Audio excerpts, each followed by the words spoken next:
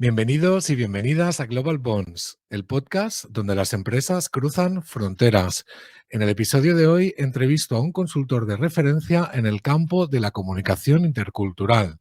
Hablamos de lo que entendemos por cultura, obviamente de diferencias culturales y de su libro Directivos sin Fronteras, en el que nos cuenta con todo lujo de detalles cómo hacer negocios internacionales con éxito.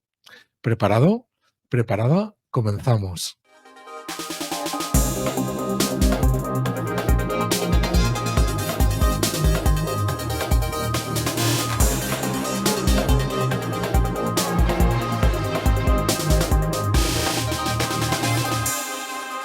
Muy buenas, Salvador, ¿qué tal? ¿Cómo estás? Bien, muy bien. Muchas gracias, Óscar. Es para mí un honor y un privilegio estar aquí en tu casa. Muchas gracias. Vamos, el privilegio es mío porque yo voy a aprender muchísimo para un amateur como yo en este tema de la comunicación intercultural. Me apetecía muchísimo traerte por aquí. Además, ya lo adelanto así como para que aquellos que nos escuchen que tengan prisa, vamos a hablar del libro de Salvador. Pero antes de todo, cuéntanos, Salvador, quién eres y cuál es tu trayectoria hasta convertirte en un consultor de referencia precisamente en comunicación intercultural y negocios internacionales. Pues mira, yo nací en un pequeño paraíso terrenal, que para quien no esté situado es Mallorca, y ahí nací, crecí y hasta los 18 años después viajé a Barcelona, me mudé a Barcelona para estudiar arquitectura técnica. Ahí, sí, y allí me quedé después. Me quedé varios años más. Una vez, mi primer trabajo también fue en Barcelona.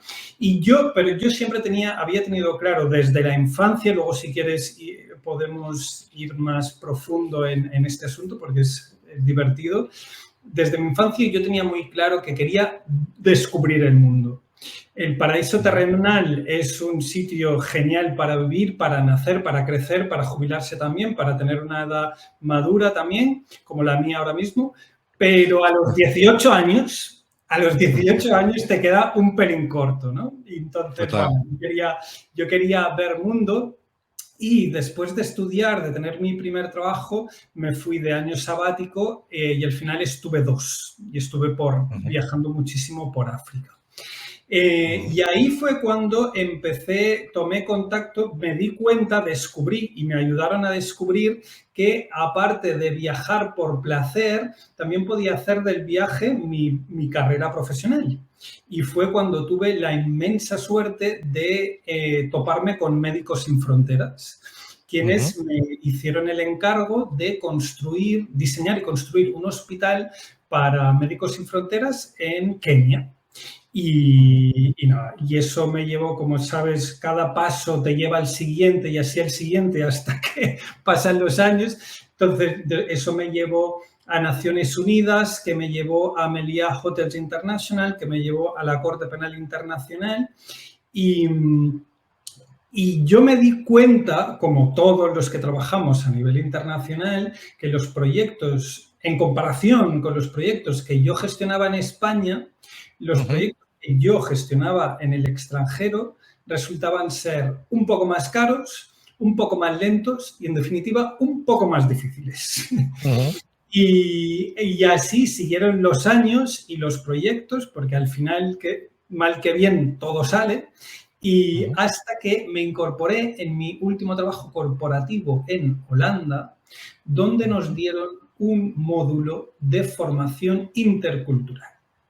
Yo dije, madre mía, ¿qué será esto? ¿No? Yo ni lo había escuchado en mi vida.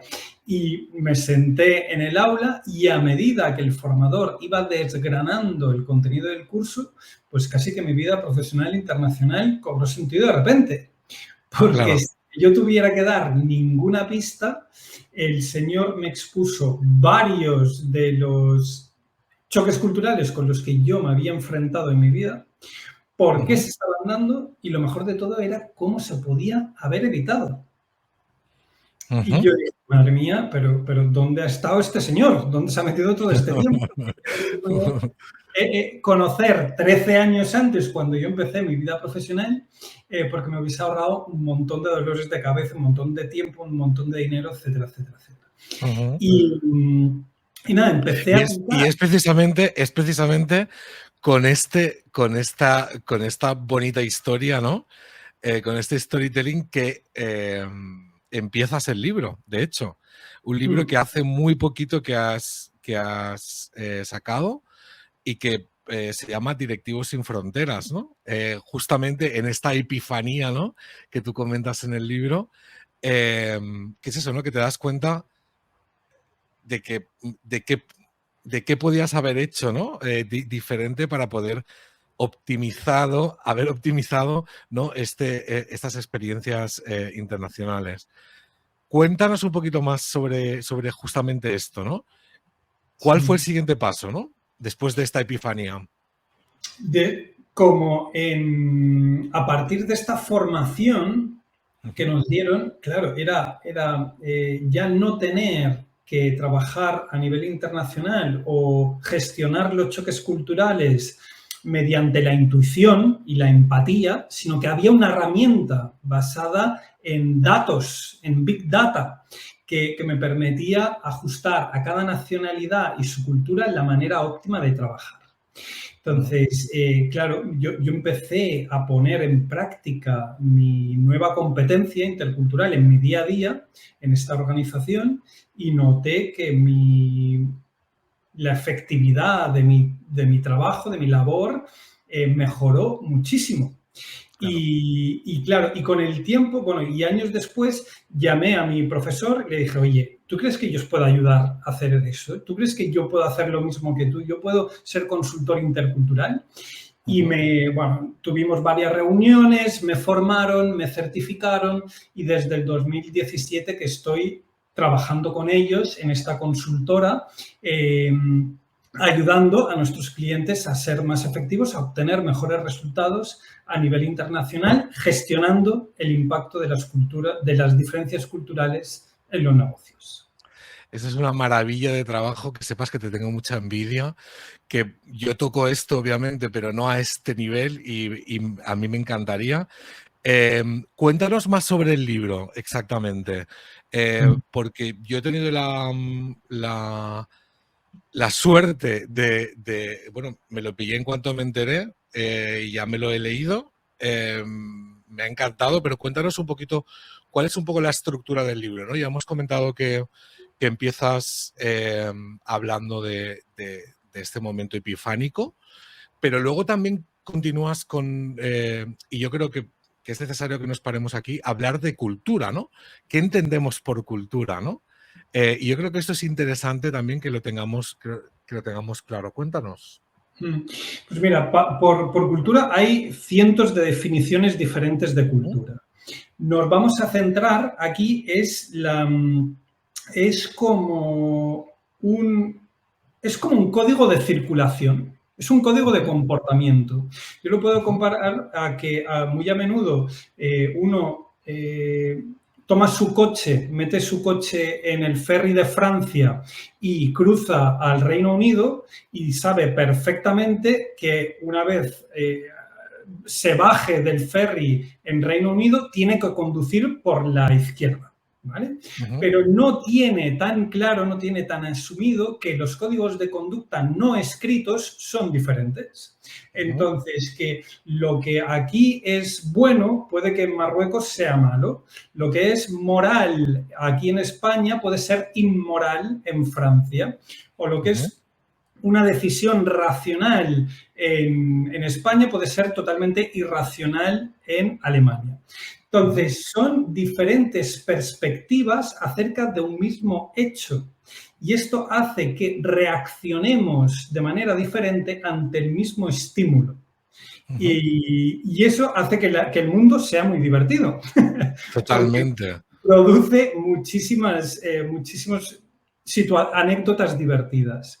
Lo que pasa es que, claro, cuando uno está gestionando un la construcción de un hospital para empezar a salvar vidas cuando antes, o cuando uno pretende vender su producto en el extranjero, o pretende gestionar un equipo intercultural de ventas o de gestión de proyectos, etcétera, etcétera, estos choques culturales ya dejan de tener gracia, porque tú lo que quieres es ser ágil, que todo funcione sin fricciones, etcétera, etcétera.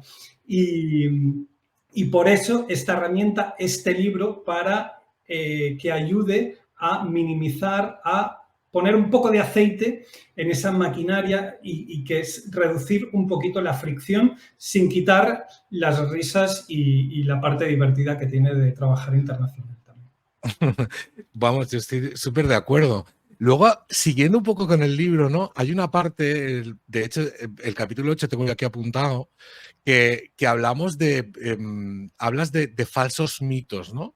Porque generalmente o se piensa que este tipo de teorías, ¿no? En la que tu libro has basado en la teoría de Hofstede, que luego vamos a entrar un poco más en detalle, son demasiado generalistas, ¿no? Son demasiado que no aplican en todos los casos, ¿no? De hecho, como te comentaba antes, fuera de cámara, yo en clase, cuando utilizo el modelo de Hofstede, los alumnos me comentan, pero bueno, pero si estamos en la era de la personalización, ¿no? ¿Cómo vamos a utilizar un modelo?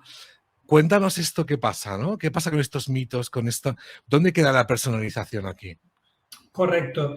Es un debate interesantísimo y en el cual me encanta entrar y me encanta que me preguntes.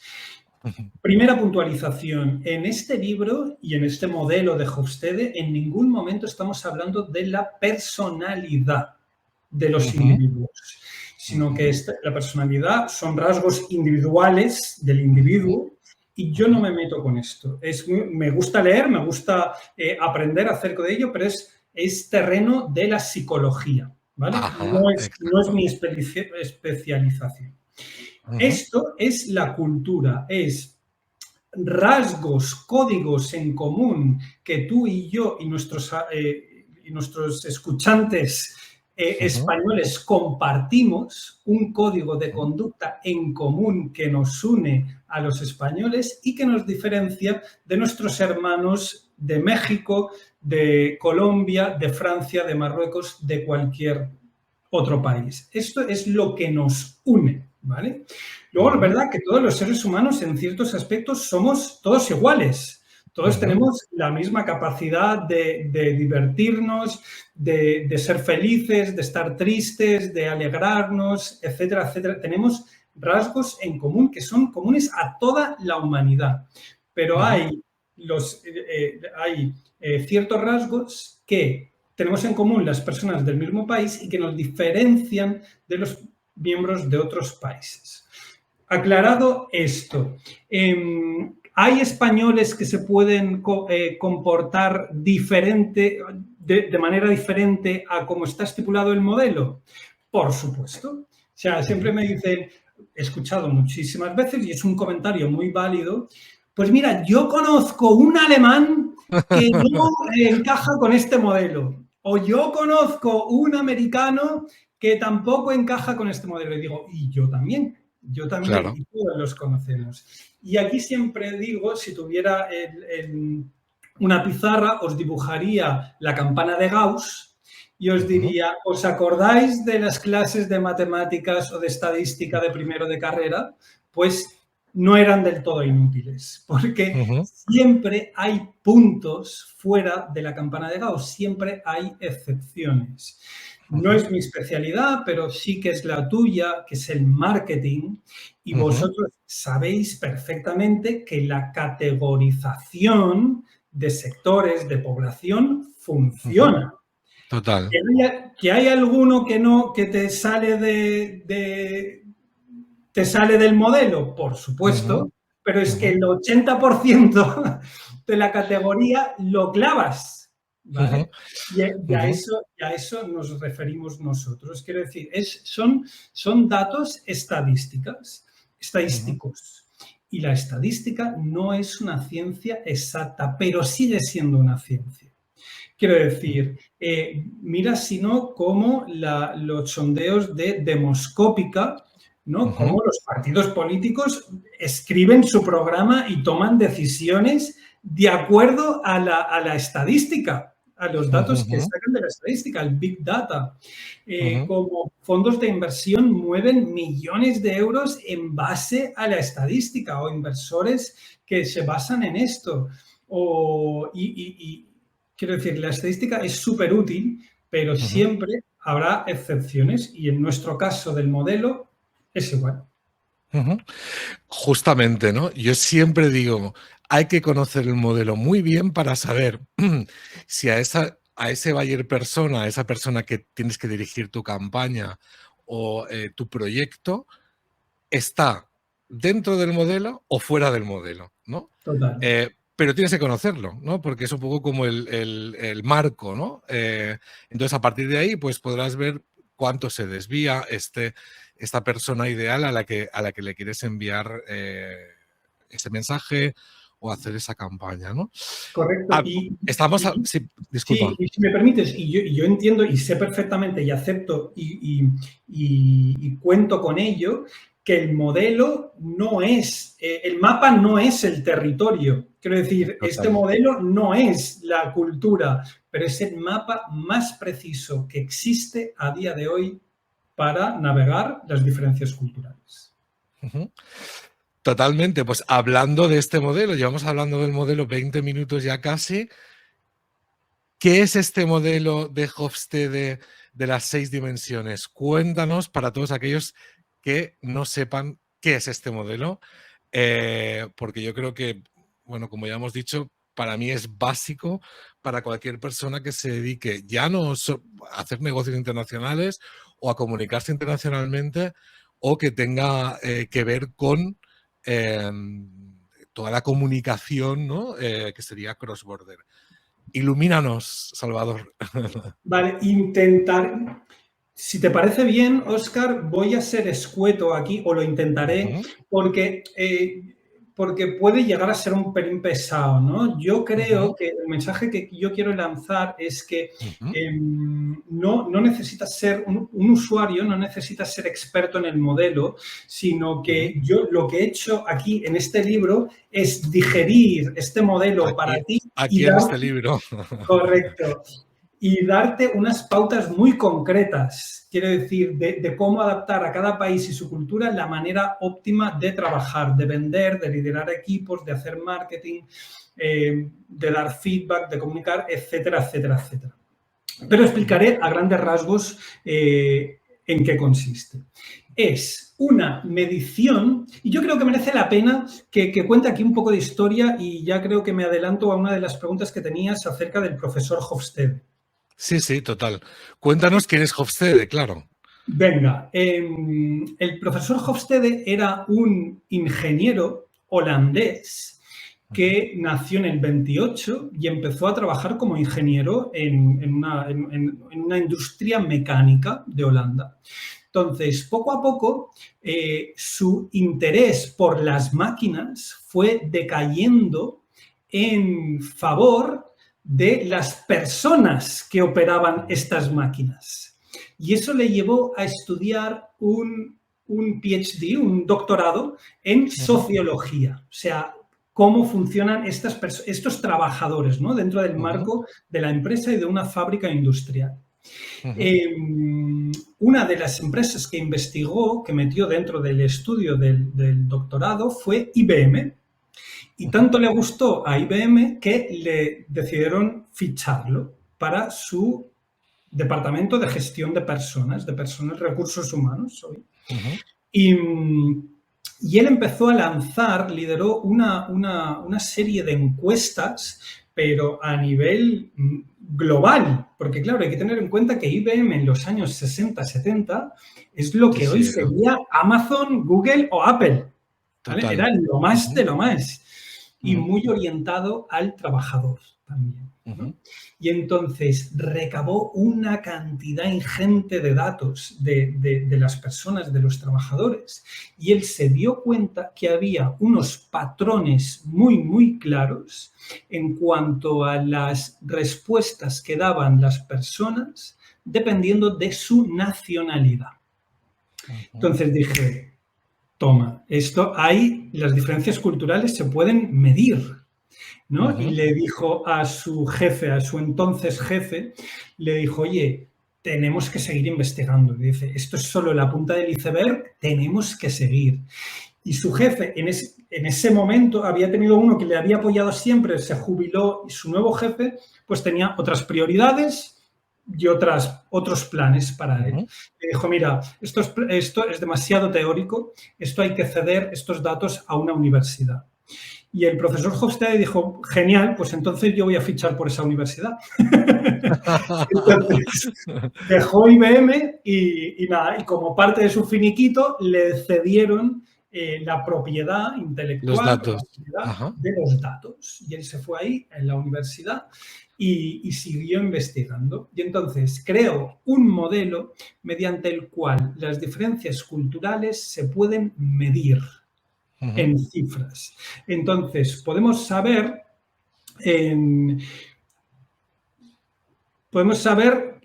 de qué manera tenemos que comunicarnos, ¿no? Podemos hablar de comunicación directa o indirecta, de comunicación explícita o implícita, ¿no? Ser muy, muy cortés o ser muy directo e ir al grano, ¿no? Pues esto que todos entendemos, sabemos todos los países del mundo en qué medida, en qué escala de 0 a 100 tienen una comunicación más o menos explícita. Y lo mismo sucede con el liderazgo, por ejemplo, el liderazgo consultivo, que ahora está en boga, ¿no? Que toda la organización o todo el equipo debe ser partícipe de las decisiones que toma los responsables, son los líderes. Bueno, pues sabemos en una escala de 0 a 100 en qué medida el liderazgo consultivo es efectivo en un país o en otro. Quiero decir, si es efectivo ser totalmente consultivo, totalmente no consultivo o en un grado medio, yo qué sé, en una escala de 0 a 100, pues en un 30, en un 40, en un 50, en un 60, un 100. Y todo esto, estas medidas, lo sabemos para cómo reclutar personas. Por ejemplo, en qué medida a las personas les va a resultar más atractivo un paquete salarial o unas condiciones laborales que primen, que pongan mucho énfasis en el sueldo, una alta retribución, o en unas vacaciones o en más días libres, por ejemplo, o en un ambiente de trabajo más distendido, yo qué sé, oficinas amplias, bien ventiladas, con servicios de guardería, etcétera, etcétera, ¿no? Entonces, el modelo, respondiendo a tu pregunta, y lo que pudo hacer el profesor Hofstede es medir en cifras las diferencias culturales. Y es que además este modelo se puede aplicar, como tú estabas diciendo ahora, en casi en cualquier campo. O sea, tanto desde el marketing como desde la localización, como desde los negocios, del liderazgo. Es que yo para mí el modelo, y yo así en clase incluso yo le llamo el padre Hofstede, ¿no? Porque a partir de ahí luego nacen otras teorías que beben, ¿no? de Hofstede, ¿no? Como puede ser, que seguro que tú conoces, Erin Meyer. Ella parte su libro archiconocido del mapa de las culturas precisamente de Meyer. O hay otro que probablemente no conozcas, que ahora te lo voy a indicar, que se llama Natalina Jaí. Natalina Jaí, ¿ves? Muy bien, pues me lo voy a apuntar después. Apúntatelo. Natalina Jaí es una psicóloga de UK, de Reino Unido, que se autoproclama la psicóloga web. Entonces, lo que hace en su libro, que se llama Webs of Influence, aplica el modelo de 6 dimensiones a cómo tienen que ser las webs a lo largo del mundo. ¡Wow! Entonces dice, para una cultura sea más individualista que otra, las webs tienen que ser así. Y es espectacular. O sea, yo que me dedico más a este tema, ¿no? Al tema de localización, tema de comunicación digital, claro, a mí me voló la cabeza con esta autora, ¿no?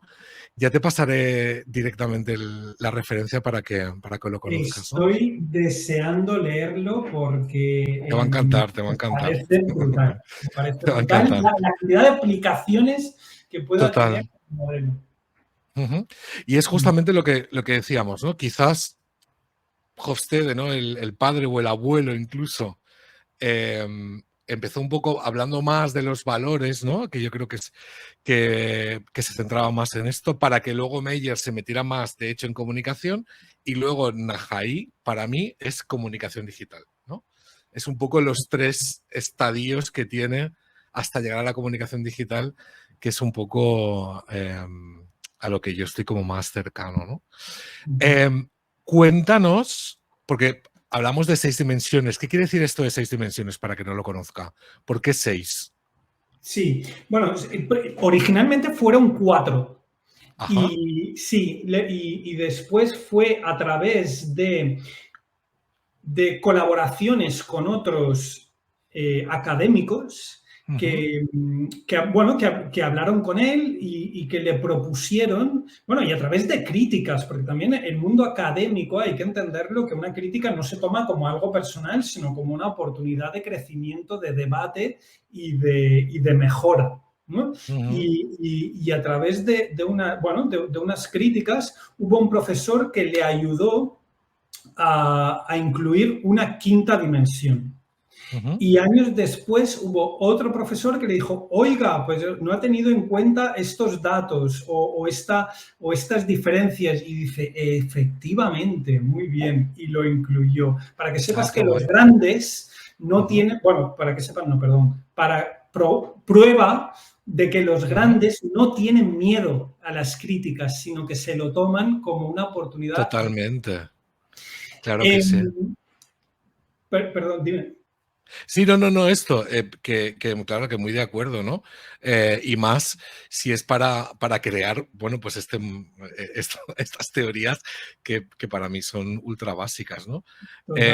Pero cuéntanos un poquito más en detalle, aunque sea de pasada. Sí. Mira, o sea, he dicho antes que el modelo es una medición de las diferencias culturales. Muy bien. ¿Cómo se hace esta medición? Se desglosa la cultura en 6 dimensiones diferentes, ¿vale? La primera dimensión es distancia jerárquica. ¿Qué quiero decir con esto? Pues mira, te contaré la anécdota de que cuando yo pisé Kenia por primera vez y fui a gestionar la construcción del hospital, pues una de las actitudes que me llamaron más la atención fue que los miembros de mi equipo me llamaran Chief todo el tiempo. Sí, Chief, así lo haremos, Chief, no se preocupe, Chief, mañana lo hacemos, Chief. Y yo dije, claro, yo me sentí, a mis 28, 29 años, me sentí abrumadísimo con esta diferencia, ¿no? Y le dije, no, mira, yo llámame Salvador, aquí colegueo, tal, es verdad que yo soy el coordinador, ¿no? No me atreví a decir líder, soy el coordinador del proyecto, pero que aquí somos amigos, ¿no? Y cuando le conté esto a una de mis compañeras española, que llevaba más tiempo que yo en ese contexto, era un poco mayor que yo también, me dice, pues te has equivocado, chaval, porque aquí no funciona así. Y dice, aquí hay una distancia real entre coordinador y coordinado, entre líder y liderado, llámalo como quieras, y es bueno que se mantenga, porque cuanta más formalidad chief haya, pues más respeto por la organización, más funcional será la organización y más efectiva será tu labor aquí Total. en Kenia, ¿no? Y entonces, ya cuando entendí esto, pues dejé que me llamaran chief, aunque fuera por el éxito del Del proyecto. proyecto, ¿no? ¿No? Y claro, ¿y qué pasa? Que más allá de que te llamen chief o boss o patrón en el África francófona, eh, hay por ejemplo, los miembros de mi equipo esperaban que yo les diera instrucciones muy claras y muy precisas de lo que debían hacer en cada momento, ¿vale? Y si no, pues había como poca ¿cómo se llama? Poca autonomía y poca iniciativa también, ¿no? Entonces, era bueno dar unas instrucciones muy, muy claras.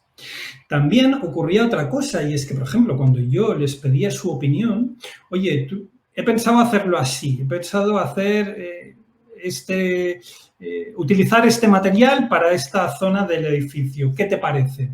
Pues les costaba muchísimo darme su opinión real, ¿no? En plan, bueno, es tu decisión, pero yo te digo cuál es mi opinión, ¿no? Porque los jefes no contradicen las personas no contradicen a sus jefes, y mucho menos en público. Quiero Total. decir, porque si tú te reúnes uno a uno, one on one, y ya mejor si te vas a tomar una cervecita en el bar, ahí puedes sonsacar algo. Pero, por ejemplo, en una reunión de 4 personas que tu subordinado te dé una idea suya que se contradiga un poquito con la tuya, es súper complicado. Es casi contra natura. Es casi contra Total. natura. Entonces es súper difícil que te lo hagan, ¿no? Y entonces, ¿Cuál de estas 6 dimensiones o 6 desafíos, que por cierto me encantó que le llamaras desafíos a las dimensiones, ¿no? Como que se entiende mucho mejor que dimensión, ¿no? O sea, que eso te lo voy a robar. ¿Cuál de estas crees que es más importante a la hora de hacer negocios hoy en día? Obviamente, ahora me vas a decir, pues un compendio de todas, obvio. Pero ¿cuál tú crees que sería la mínima que tendríamos que tener conciencia para ahorrarnos muchos dolores de cabeza? es difícil. ¿Puedo elegir 2? Venga. La primera, la que acabo de definir, es quién es el jefe, quién manda aquí y cuánto poder tiene. Y la cuarta, que es la aversión a la incertidumbre, que quiere decir cuáles son las reglas, cuáles son los procesos y cuán flexibles son. La combinación de estas dos es la que tiene más influencia en el ámbito laboral. Sí. ¿Puedes poner un ejemplo? Otro ejemplo, que yo sé que tienes el libro lleno de ejemplos. Sí. Mezclando estas dos, por ejemplo, mira, te voy a poner una que yo casi es como una cruzada. A mí la del hospital me encantó también, por cierto, ¿eh? Sí, O sea, la del inicio del hospital, que luego la comentamos, pero perdona por venga. interrumpirte. Cuenta. Venga, luego la contabilidad del hospital, recuérdamelo. Una cruzada personal que tengo. Todo está súper en boga, la metodología Scrum y Agile, ¿de acuerdo? O sea, ahora todas las empresas del mundo tienen que trabajar así, porque si no, o no son guays, o no son cool, o no Se sé. pone de moda y ya tú sabes. No lo sé. Vale. Esta metodología Scrum tiene, no en vano, se inventó, se creó, o sus padres, fundadores o creadores, ideólogos, son americanos, ¿vale? ¿Por qué? Porque tienen muy poca aversión a la incertidumbre. ¿Qué significa esto? Es la mentalidad prueba y error, prueba y error, prueba y error, prueba y error, ¿no? O sea, el dedicar muchísimo tiempo a planificar un proyecto largo cuyo final es incierto, pues no merece mucho la pena, ¿no? Planificamos el mínimo sprint, ¿no? Lo hacemos y evaluamos.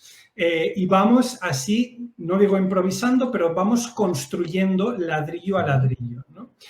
Esto en culturas altamente, en muchas culturas como por ejemplo Alemania o como por ejemplo Bélgica, como por ejemplo Japón, esto es contra natura. Es Ellos totalmente. necesitan tener un plan de acción detallado y definido hasta el final. Ujú. Y entonces pedirles que solo planifiquen esta semana, ¿no? Y que luego a partir de ahí vamos viendo, es altamente inefectivo, ¿no? Entonces, unos, claro, los americanos ven a los japoneses como parálisis por análisis, ¿no? Mientras que los japoneses ven a los americanos que no piensan las cosas, ¿no? Y Que no tienen ningún plan, ¿no? Ujú. que no tienen ningún plan, ¿no? Entonces, imagínate, y luego encima, esto es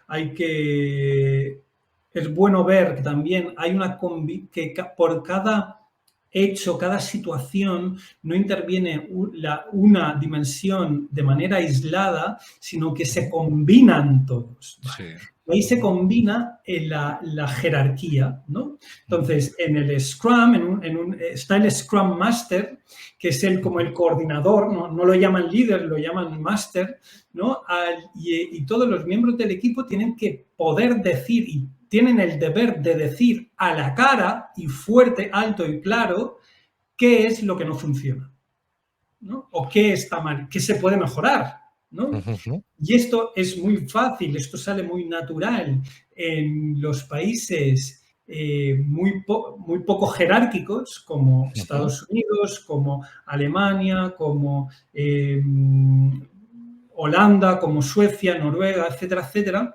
Pero Ujú. claro, importamos a programadores indios que nunca le han contestado a su padre, que nunca le han contestado a su profesor, que nunca le han contestado a su jefe, y de repente le decimos, oye, suéltame aquí todos los tanques, ¿no? No Total. digo que no pueda hacerlo, pero requiere Ujú. de una mentalización y de una preparación para que esta persona india o rumana o búlgara, que también importamos muchísimos programadores de Ujú. ahí, sean capaces de decirle a su jefe qué es lo que no funciona y sea capaz de decirle ante toda la audiencia. ¿Vale? Ujú. Entonces, Sí, no es imposible trabajar a través de culturas, pero se requiere un pelín de preparación y eso es lo que pretendemos hacer aquí. en el libro. Di que sí. Además, esos anexos que has añadido al final de puntos clave por país me parece súper interesante y un recurso, nada, para tenerlo encima de la mesa todo el rato, ¿no? Esto fue Em, de mi sí. editor. Me dice, ¿Ah, sí? necesitamos fichas para que una persona interesada en la India se fotocopie esto y se lo pegue en su escritorio. Y es Pues verdad. fantástico por ese editor, porque es totalmente así, ¿eh? O sea, yo creo que es muy interesante. Justamente igual que la herramienta esta de Compare Countries, ¿no? Que tiene en la página web, ¿no? Sí, ahí El, ves perfectamente, de ahí manera ves. abierta, Ujú. todas las puntuaciones y cuál es cómo se diferencian un país de otro. Ujú. Pues hemos cubierto una parte interesante. Yo me gustaría, antes de pasar ya un poquito casi al final, me gustaría que comentaras, ponte por ejemplo en la audiencia, ¿no? Que ya sabes que la audiencia de aquí del podcast es gente interesada en negocios internacionales, ya sea a nivel digital, mucho e-commerce tenemos de gente, pero bueno, un poco de todo, ¿no? Si yo me quiero internacionalizar con mi negocio hoy en día, ¿qué tengo que tener en cuenta a nivel, además de comprarme el libro, obviamente, qué tengo que tener en cuenta a nivel de comunicación intercultural? ¿Cómo tú me aconsejarías a mí, que soy una persona que voy a empezar a vender internacional, cuáles serían los pasos desde un punto de vista de la comunicación intercultural? Danos 3 tips o Vale. algún tip. Vale, ¿me permites una anécdota? Hombre, claro, Sí, tanto. mira, tengo la anécdota de una... Pongamos el ejemplo de dos mercados diferentes, importantes para el Ujú, mercado español, que son como son China y México. ¿Vale? ujú, Estos dos se diferencian de España, entre otras cosas, en la segunda dimensión de la cual no hemos hablado, que es ujú, individualismo-colectivismo.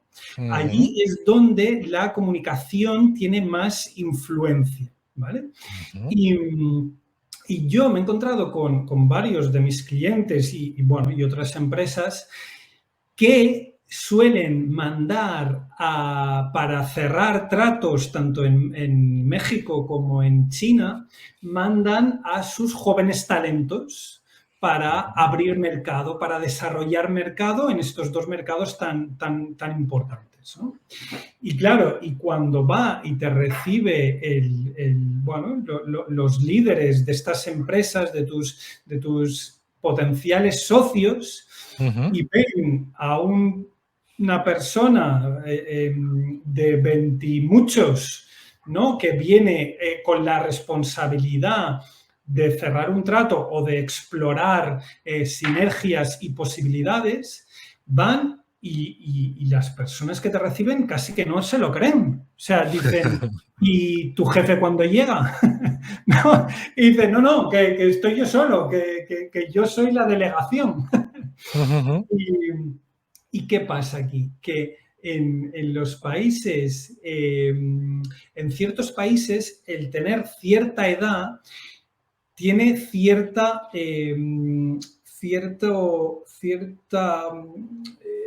cierta importancia, reputación. ¿no? Reputación. Ujú, Correcto, cierta reputación y cierto poder de influencia, ¿no? ujú, Entonces, para los que te reciben, para tus socios o potenciales socios que te reciben, recibir a una persona tan joven les indica dos cosas, les da dos mensajes. Una es que a tu empresa no le importa mucho, no eres su prioridad, porque ujú, te mandan a un segundón, ¿no? ujú, Y porque no conciben que un joven, por muy talentoso que sea, tenga tal responsabilidad. ujú. Eh, y luego que sí, que no te toman muy en serio, ¿no? Entonces, es una manera terrible de empezar. Y luego, además, por si no fuera poco, este joven talento o cualquier persona de cualquier edad, normalmente tiene mucha prisa. Ujú, Sale un lunes por la mañana, llega el martes, miércoles, jueves, y el jueves por la noche o viernes por la mañana ya se quiere ir, ¿no? Y ujú. con el contrato firmado, por supuesto. Obviamente, claro. Y esto a los chinos y a los mexicanos no les entra en la cabeza. ¿Por qué? Ujú, Porque necesitan tiempo.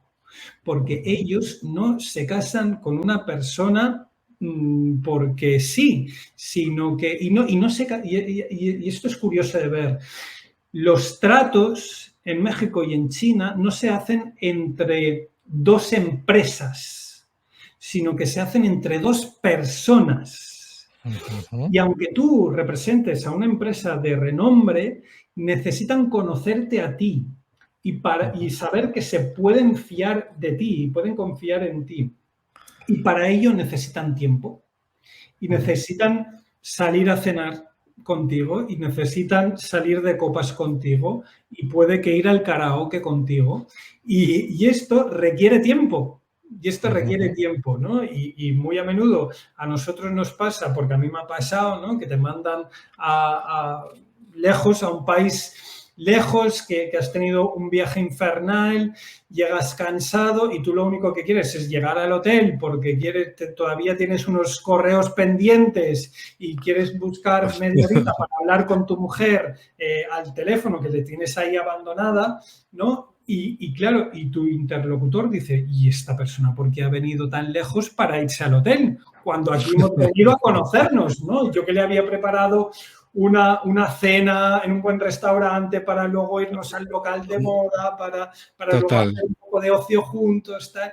Entonces, las relaciones personales en mercados como China o México son capitales y no las podemos obviar. En cambio, en países como el Reino Unido o como Suecia, uno empieza por establecer una relación puramente profesional.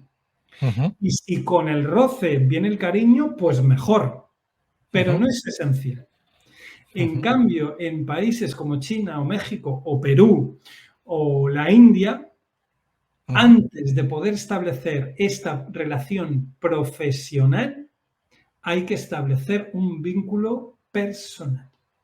Y eso requiere una inversión de tiempo fuerte. Y si no estáis dispuestos, porque el tiempo es dinero, si no estáis dispuestos a hacer esta inversión de tiempo, pues tenéis una desventaja competitiva y tal vez deberíais replantearos la estrategia. si es el mercado ideal para vosotros, ¿no? Y ahí tenéis las mediciones de 0 a 100, en qué medida uno necesita invertir más o menos tiempo en un país. Pues nada, ha quedado clarísimo. Todos aquellos que tengan negocios o quieran abrir negocios en otros mercados, que se lean aquí el libro de Salvador, que además está lleno de anécdotas como estas tan interesantes que nos está comentando, para aprender muchísimo cómo hacer negocios con éxito en otros países. Salvador, yo me lo he pasado súper bien, me tiraría aquí toda la tarde contigo hablando, pero el tiempo apremia, ¿no? Ahora que estábamos hablando del tiempo. Y para acabar el podcast, ya una de las preguntas que siempre hago, que es una anécdota. Ah, mira, vamos a acabar con la del hospital, que yo creo que es muy interesante. Venga, Genial. cuéntanos. Sí, Que además es la primera que, bueno, una de las primeras, ¿no? Que explicas en el libro, ¿verdad? Correcto. Y con esto vamos a... Bueno, como ya he contado, a mis 28 años de edad, 28, 29, tuve la suerte de recibir el encargo de construir un hospital para Médicos Sin Fronteras en Kenia.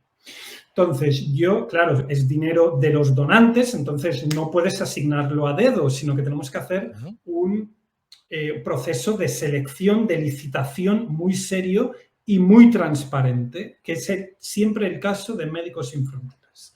Entonces, hice toda la documentación, el proyecto, las especificaciones, lancé la licitación, recibimos una luz de ofertas, las analicé, hice un shortlist de 5 y llamé a cada uno de los representantes de estas 5 empresas licitadores.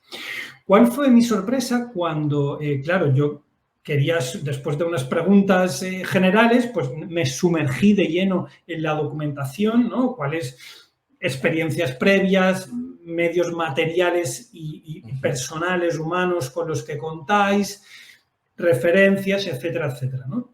Y el señor intentó evadir mis preguntas diciéndome que era muy buen amigo del alcalde del pueblo, que su primo era el sheriff de la policía y que tenía un muy buen amigo en el gobierno provincial. Yo dije, este tío me está intentando achantar de alguna manera, me está amenazando, ¿qué está haciendo? Y ya al final, cuando me veía así un poco escéptico, me dice oye, ¿y tú a quién conoces? ¿Cuáles son tus amigos aquí en la zona? ¿No? Y digo, mira, yo acabo de llegar, yo aquí no conozco a nadie. No conozco a nadie.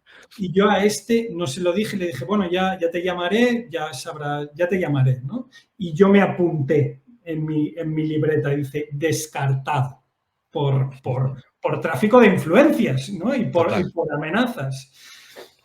¿Cuál fue mi sorpresa cuando el segundo hizo exactamente lo mismo? Y el tercero también, y el cuarto y el quinto, todos, los 5, y tuvieron exactamente la misma actitud, con lo cual yo descarté a todos.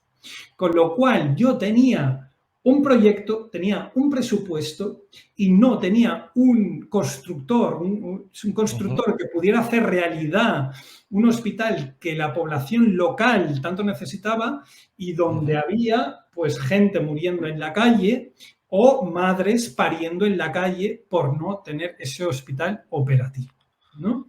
Y bueno, al final lo conseguimos hacer, me costó 2 o 3 semanas de retraso, que por supuesto costó vidas humanas y que por supuesto costó madres pariendo en la calle, pero al final lo hicimos. Pero ¿qué pasaba? ¿Cuál es la razón? ¿Por qué me estaban preguntando esto? Porque ellos querían saber lo que en España decimos, tú niño, ¿de quién eres?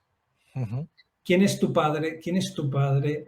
¿Tú de dónde vienes? ¿Quiénes son tus amigos? ¿Quiénes son tus contactos? En definitiva, ¿me puedo fiar de ti? O sea, si vamos a firmar un contrato por 1 millón de euros, vamos a estar ligados 6 meses, yo sé, ¿puedo fiarme de ti? ¿Cómo sé que tú eres honesto, que tú vas a manejar, a gestionar este contrato y vas a tener que firmar mis certificaciones mensuales para que yo pueda cobrar? ¿No? Y entonces, como no nos conocíamos de manera personal, ellas necesitaban entender cuál era mi entorno para poder pedir referencias, para saber si este Salvador Rivas era alguien con quien poder confiar. Lo que digo, antes de establecer una relación profesional, uno tiene que empezar estableciendo una relación personal, porque si no, los negocios son mucho más difíciles.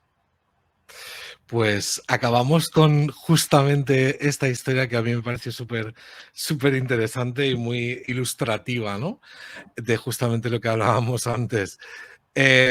¿A quién te gustaría que invitara a este podcast? Sí, me lo he apuntado y ahora estaba mirando abajo porque estaba buscando el nombre de esta persona. Es una persona india y por eso no me acordaba del nombre y se llama Pinaki Dutt. Y él trabaja para la consultora Intercom y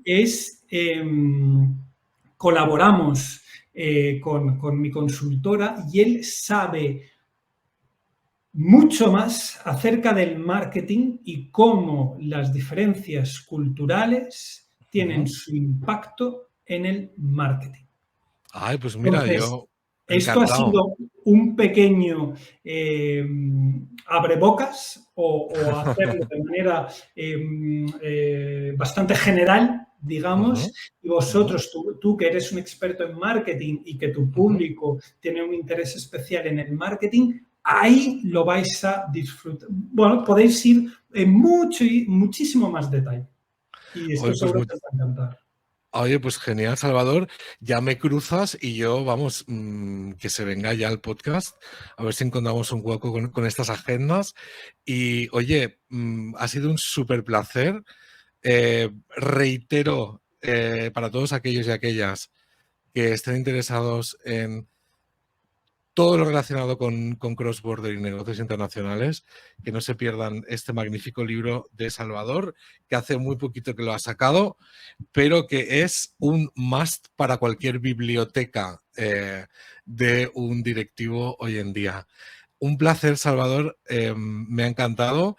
Amenazo con volverte a invitar porque yo me tiraría contigo hablando mucho tiempo, o sea que no descartes que la tercera o cuarta temporada te vuelva a llamar y que nos cuentes más y más anécdotas de tus aventuras por ahí en otros países y conociendo otras culturas.